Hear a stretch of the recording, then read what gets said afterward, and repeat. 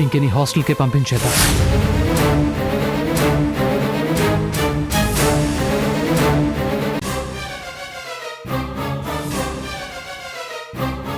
సీతమ్మ, ఆ ఏర్పాట్లేవో చూడు.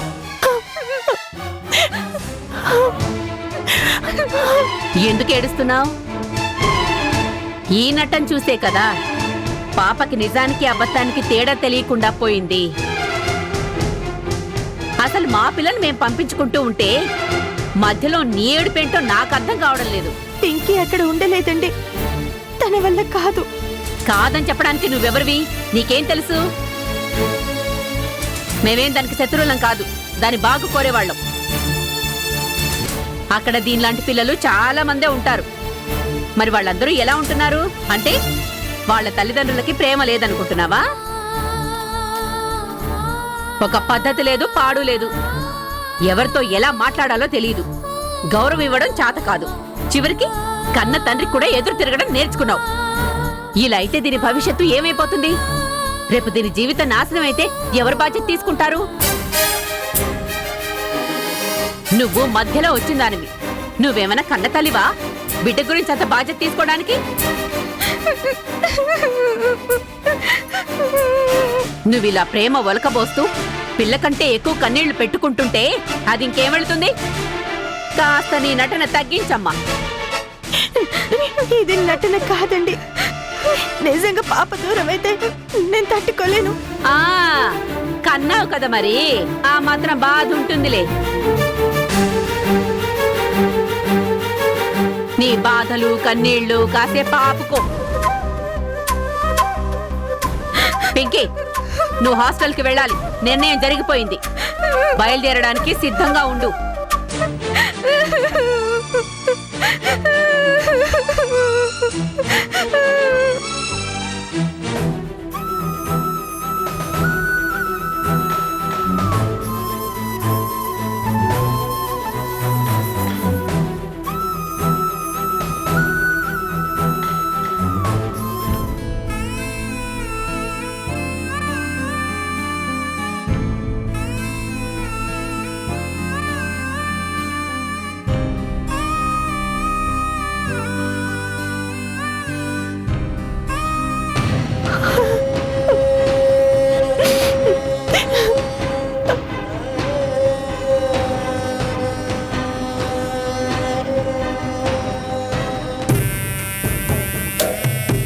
రేయ్, ముందే చెప్తున్నాను, నా కమిషన్ నాకు ఇవ్వాలి.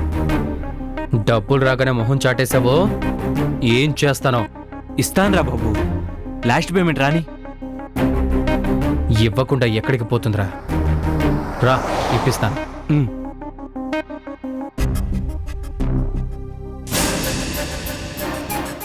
గీతా, గీతా,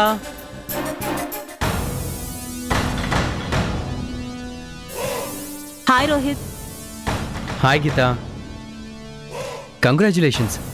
మొత్తానికి ఆ బార్ అండ్ రెస్టారెంట్ నీ పేరు మీదకి ట్రాన్స్ఫర్ అయిపోయింది. ఇదిగో పేపర్స్.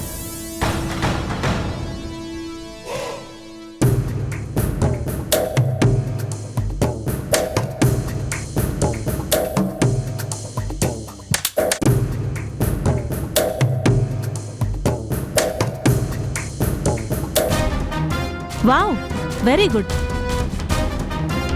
కంగ్రాట్స్ గీత, మీరు మీ బిజినెస్లో ఇంకో మెట్టు పైకెక్కారు. మరి మా గీత అంటే ఏమనుకున్నావు? Youth icon. తన ఐడియాలు ఎప్పుడు అందరికంటే చాలా అడ్వాన్స్డ్గా ఉంటాయి. ఊరుకో రోహిత్, నువ్వు మరీను. నిజం గీత, నీలాగా థింక్ చేసేవాళ్ళు ఎవరున్నారు చెప్పు? అసలు నువ్వు తప్ప ఎవరైనా ఇలా బార్ అండ్ రెస్టారెంట్ పెట్టడానికి ఏ ఆడపిల్లైనా ముందుకొస్తుందా? రాదు. కానీ నువ్వొచ్చావు. ఎందుకంటే నీకు బిజినెస్ అంటే ఏంటో తెలుసు. నాకు తెలిసి మీ అమ్మ నాన్న కూడా ఈ బిజినెస్కి నో అంటారు కదా? మా అమ్మ నాన్నలా పెద్ద గొడవే అయింది.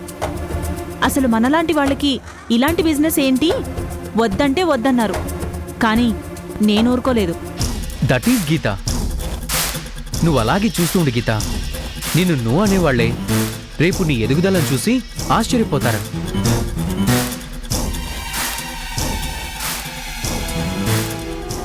అవును గీత గారు, ఆ బార్కు వచ్చే లాభాన్ని చూసి మీరే ఇంకో 10 బ్రాంచ్లు ఓపెన్ చేస్తారు చూడండి. ఆల్రెడీ ఆ ప్లాన్ ఎప్పుడో జరిగిపోయింది. రియల్లీ?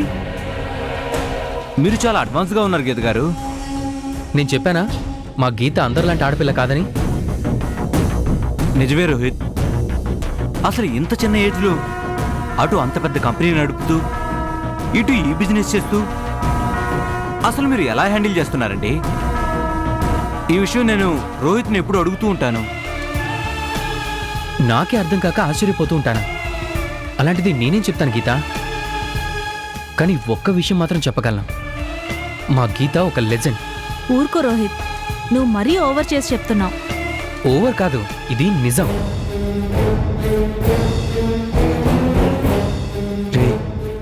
డబ్బులు రా. గీత ఫైనల్ చెక్ ఇచ్చేస్తే అతను క్యాష్ చేసుకుని యూకే వెళ్ళిపోతాడు. అలాగే.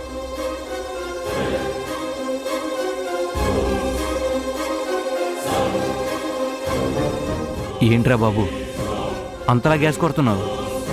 అలా గ్యాస్ కొట్టకపోతే మనం డబ్బులు ఎలా గుంచుతాం చెప్పు? 2 మాటలే కదా, చెప్తే సరిపోతుంది.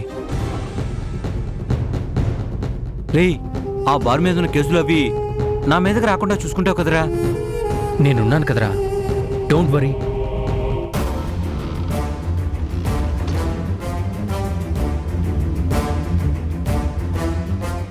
ఇదిగోండి మీ బ్యాలెన్స్.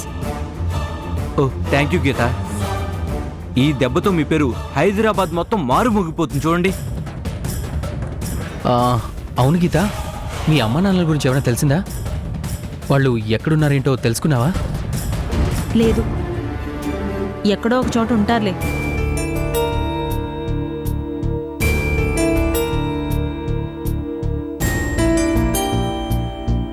ఈ 15 రోజులు కంపెనీ మీద అన్ని హక్కులు నీకే ఉన్నట్లు పవర్ ఆఫ్ అటార్నీ రాసిస్తాం. మీ డాడీ చెప్పిందే నిజమే.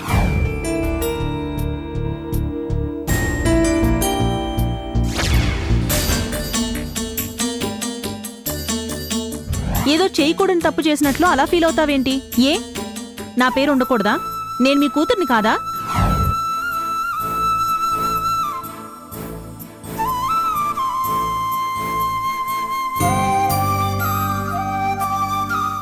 అమ్మాయి గారు, అమ్మాయి గారు,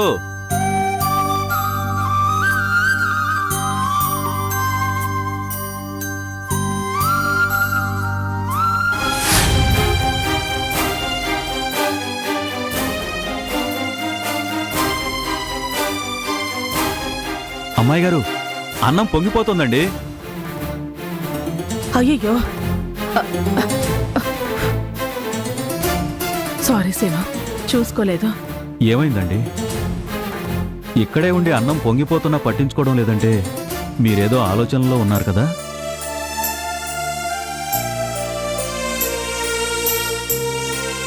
దేని గురించి ఆలోచిస్తున్నారు అమ్మాయి గారు?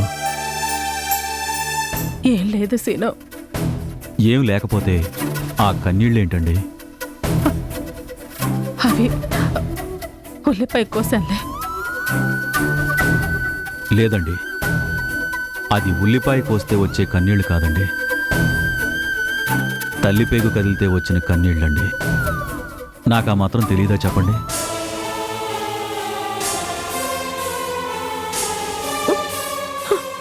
సీను, సీను,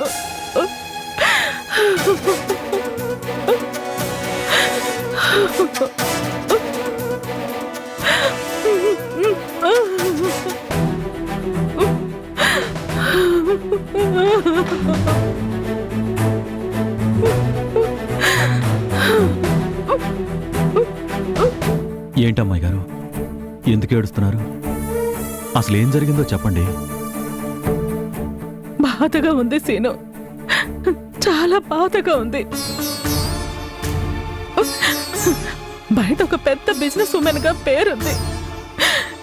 ఏ సమస్యనైనా చిటికలో సాల్వ్ చేస్తానన్న ధైర్యం ఉంది. కానీ కన్నబిడ్డ చేతిలో అత్యంత దారుణంగా మోసపోయాను సీను.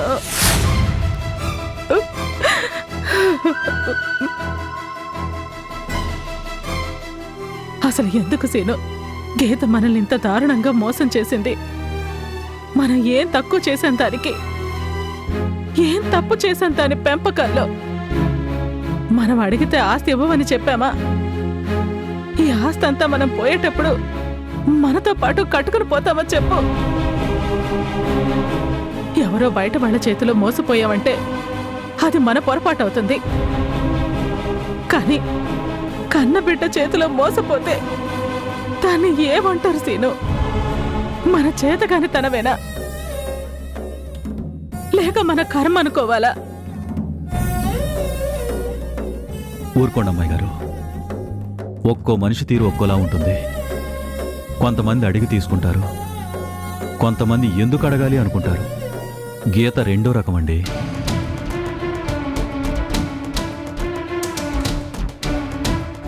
కన్నబిడ్డ ఎలా ఉన్నా వాళ్ళని ప్రేమించడం తల్లికి అలవాటేనండి. అందుకే మీకు ఈ బాధ. లేదు సీను, నాకు దాని మీద ప్రేమ చచ్చిపోయింది. అది చేసిన పనులకి, చేస్తున్న దుర్మార్గాలకి నా మనసు విరిగిపోయింది. లేదమ్మాయి గారు, ఈ ప్రపంచంలో బాగుపడిన బిడ్డలను చూసి ఆనందంతో కన్నీళ్లు పెట్టుకునే తల్లులు ఉంటారో ఉండరో తెలియదు కానీ చెడిపోతున్న బిడ్డలను చూసి కన్నీళ్లు పెట్టుకొని తల్లులు మాత్రం ఉండరండి. మీ కన్నీళ్లకు కూడా కారణం అదే కాదంటారా? చెప్పండి అమ్మాయి గారు. నిజమే సీను, ఎంత కాదనుకున్నా సరే కన్నీళ్ళు ఆగటం లేదు. అది పుట్టగానే చనిపోయిందని నువ్వు చెప్పినప్పుడు కనీసం బిడ్డ మొహం కూడా చూడలేకపోయానే అని కుమిలిపోయాను.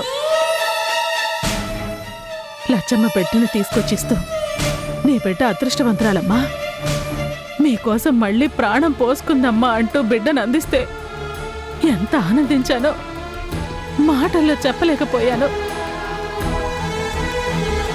కానీ ఇప్పుడు ఎదిగిన తర్వాత అది చేసిన మోసం గుర్తొస్తుంటే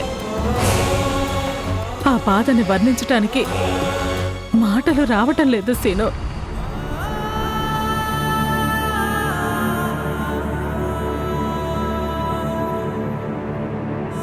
ఆ రోజు పసిబిడ్డ మొహం చూడలేనందుకు బాధపడ్డాను.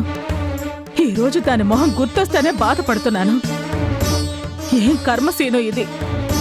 మనం ఇలా దొంగల్లా బతకాల్సిన దరిద్రం ఎందుకు పట్టింది? అమ్మాయి గారు, మీకో విషయం చెప్పమంటారా? రాజ్యం ఏలాల్సిన రాముడు అడవి బాట పట్టాడంటే కారణం అది ఆయన దురదృష్టం కాదండి. ఆయన నెరవేర్చాల్సిన పనులుండటం వల్ల, తండ్రికి మాటిచ్చాడు కాబట్టి. అలాగే జూదంలో ఓడిపోగానే రాజ్యం కోసం పాండవులు కౌరవులతో యుద్ధం చేయలేక ఆగిపోలేదండి. ధర్మానికి కట్టుబడ్డారు కాబట్టే ఆగిపోయారు. మీరు కూడా ఆ గీతకి భయపడి రాలేదండి. మనల్ని నమ్ముకున్న వాళ్ళకి న్యాయం చేయాలనే సంకల్పం ఉంది కాబట్టే బయటకొచ్చారు.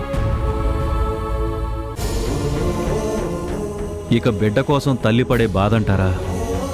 అది ఎప్పుడూ ప్రతి తల్లికి ఉండేదేనండి. నేనేమైపోతానో అని మా అమ్మ బాధపడటం మీకు తెలీదా అండి? కొబ్బరికాయల సీనుగా పేరు పడిన నన్ను ఒక పెద్ద కంపెనీకి ఎండీని చేసిన ఘనత ఎవరిది? మీది కాదా? అలాగే ప్రతి మనిషి జీవితంలోనూ మార్పు రావడానికి ఎవరో ఒకరు ఏదో ఒక రూపంలో వస్తారమ్మాయి గారు. ఇక దానిలో మార్పు రావటం అనేది జరిగే పని కాదు సీను. ఎందుకు జరగదండి? నాకు జీవితంలో చదివే రాదని మా పంతులు మా అమ్మ మొహాన్ని చెప్పేసిపోయాడు. కాని మీరొచ్చి నేర్పించలేదా? నన్ను తీర్చిదిద్దలేదా? ఆ రోజు మా అమ్మ కూడా నా గురించి ఇలాగే అనుకుందండి. కాని మీరు వస్తారని ఊహించామా? చెప్పండి. ఇది అంతేనండి. అన్నీ అలా జరిగిపోతాయి. చూడండి.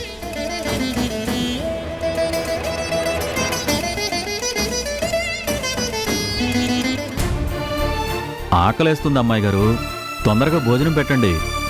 అలాగే సీను, నువ్వు వెళ్ళి కాళ్ళు చేతులు కడుక్కునరా. ఉమ్.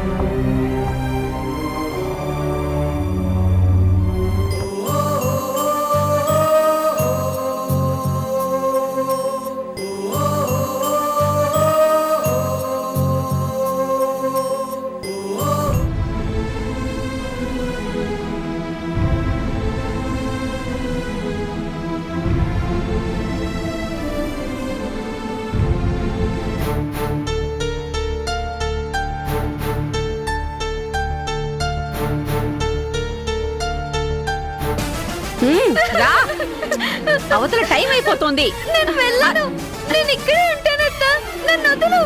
ఏంటి నీ గోల? అక్కడ నిన్నేదో నేను జైలుకు పంపిస్తున్నట్టు ఆ ఏడుపేంటి? ఎవరైనా చూస్తే నేను నిన్ను రాసి రంపాన పెడుతున్నాను అనుకుంటారు. నడు నడు, రా, పద. ఏడు పాప. పింకీ, డాడీ నువ్వైనా చెప్పు డాడీ, నేను బాగా చదువుకుంటాను డాడీ. ఇప్పుడు నాకు మంచి మార్క్స్ వస్తున్నాయి కదా, నేను ఇంకా ఎక్కువ మార్క్స్ తెచ్చుకుంటాను డాడీ. నేను హాస్టల్కి వెళ్ళను డాడీ.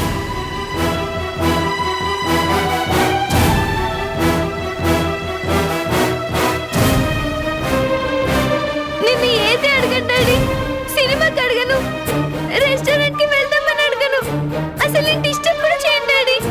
వద్దని చెప్పండి డాడీ, ప్లీజ్ డాడీ, ప్లీజ్.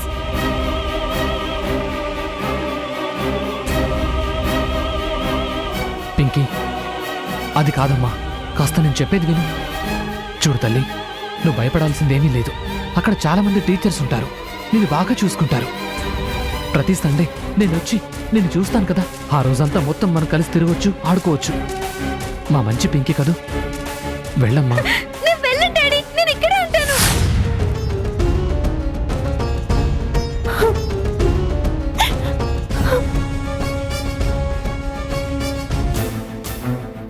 ఏంట్రా ఇది ఇంత హంగామా చేస్తుంది? ఇదంతా చూస్తుంటే నీకు అర్థం కావడం లేదు ఇది చేయి దాటిపోయిందని?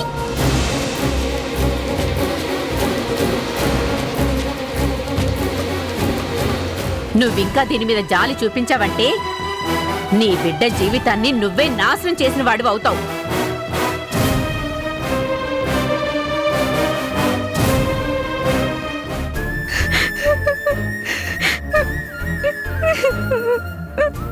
చూడమ్మా పింకీ, నువ్విలా ఏడిస్తే అందరూ నిన్ను బ్యాడ్ అంటారు. చాలా మంది పిల్లలు హాస్టల్లో ఉండి చదువుకుంటున్నారు. ఎక్కడ దాకా ఎందుకు? చిన్నప్పుడు నేను కూడా కొన్ని రోజులు హాస్టల్లో ఉన్నానమ్మా. ఏం కాదమ్మా, వెళ్ళి కొద్ది రోజులు ఉంటే అదే అలవాటు అవుతుంది. చూడు తల్లి, అప్పటికి నీకు నచ్చకపోతే అప్పుడు ఇంటికి వచ్చేద్దు గాని, సరేనా?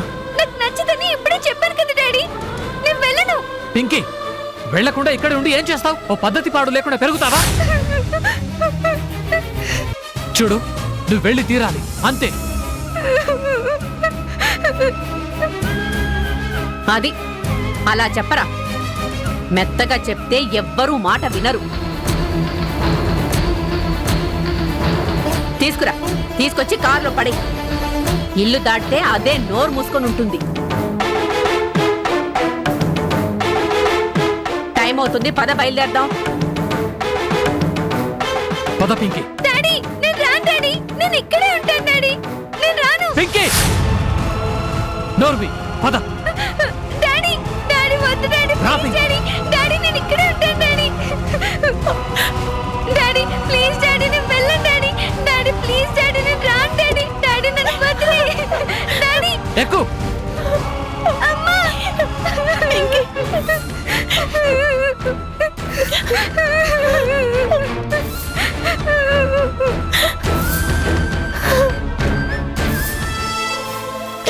అమ్మా, నువ్వైనా చెప్పమ్మా, నన్ను ఎందుకు హాస్టల్కి పంపిస్తున్నారు? నేను అల్లరి చేయనమ్మా, బుద్ధిగా ఉంటాను, చెప్పకుండానే హోంవర్క్ కూడా చేస్తాను. వద్దని చెప్పమ్మా. ఏం చెప్పమంటావు? అయినా వద్దని చెప్పటానికి నేనెవరిని? నేను నీ కన్న తల్లిని కాదు కదా.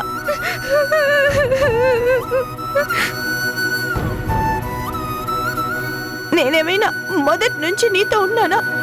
మధ్యలో వచ్చాను. మీ మధ్యలో చెప్పటానికి నేనెవరిని?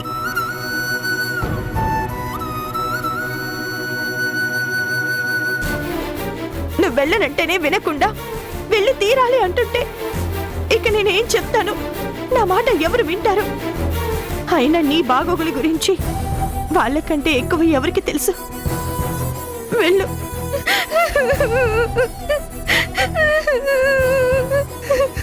నేను లేకపోతే నువ్వు ఉండలేనన్నట్టు అలా ఏడుస్తావేంటి? అంతకుముందు ఉన్నావు కదా, ఇప్పుడు అలాగే ఉండు. నేను ఉండలేనమ్మా.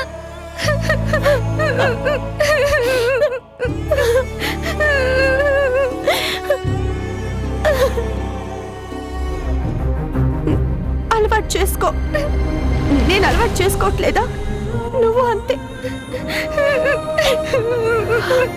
నీ భవిష్యత్తు కోసం ఆలోచించి అందరూ నిర్ణయం తీసుకున్నాక నేనెలా కాదంటాను? అలా అనటానికి నేను నీ కన్న తల్లిని కాదుగా. వెళ్ళిపో. వెళ్ళు. అమ్మా అమ్మా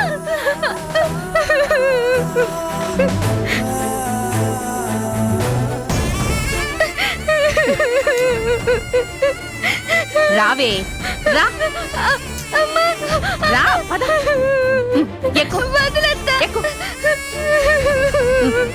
నోరు మూసుకోవే. నేను వెళ్ళనత్తా, ప్లీజ్ అత్తా. అమ్మా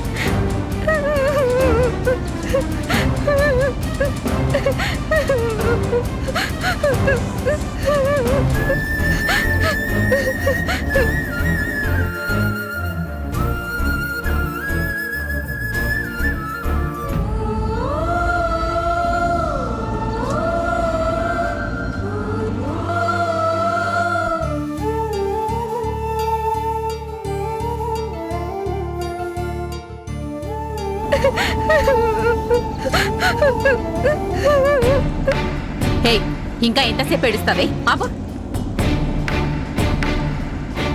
ఏంటో పిల్లల్ని ఇలాగేనా పెంచేది? ఎలా తయారైందో చూడు. ఈ రోజున మన మనసుకి కష్టమైనా సరైన నిర్ణయం తీసుకోకపోతే రేపు జీవితాంతం బాధపడాల్సి వస్తుంది. డాడీ ప్లీజ్ డాడీ, ఇంటికి వెళ్ళిపోతాను డాడీ. నేను అత్తని ఏమను డాడీ.